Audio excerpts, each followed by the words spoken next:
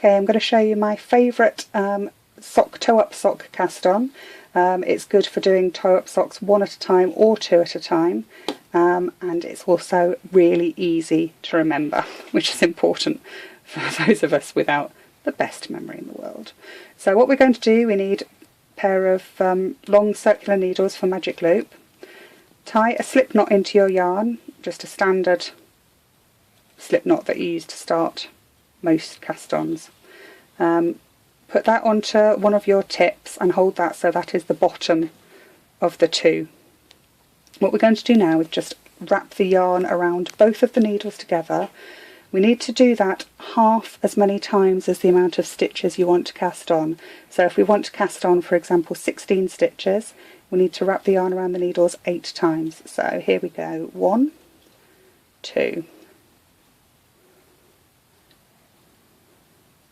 Right, when we've got as many wraps as we need, and we can just check that, 2, 4, 6, 8, we're going to just bring it around and secure it over the top and between the two needles, so we don't lose track of the yarn before we're ready to knit.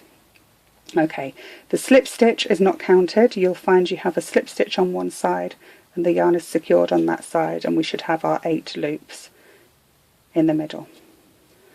So the needle, the top needle that's got the yarn wrapped around it, I'm going to pull that needle out and arrange the working yarn so that it's ready to knit.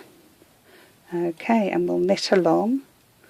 Now these stitches immediately look disastrous and enormous.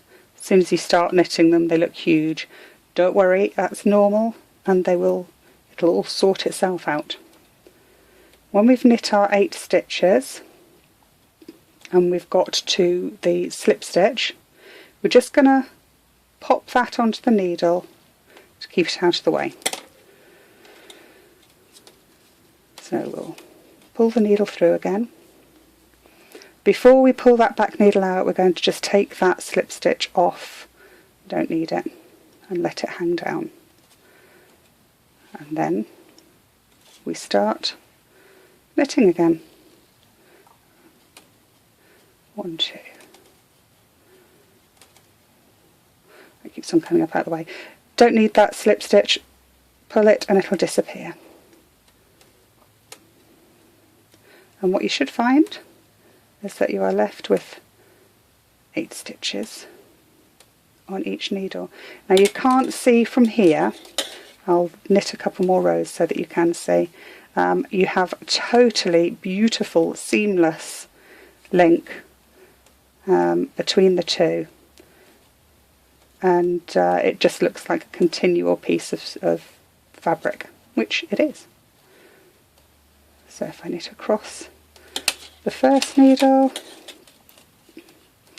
and I'll knit across the second so that you can see just how neat it looks. If you're going to do this 2 at a time, you need 2 different balls of wool, or work from the inside and the outside of a single ball and just do exactly the same as this cast on with the 2 separate ends of yarn, just one next to the other on the same needles. So you can see we have got a beautiful piece of stocking stitch that you can't see any join, any bit that's different. Easy as pie.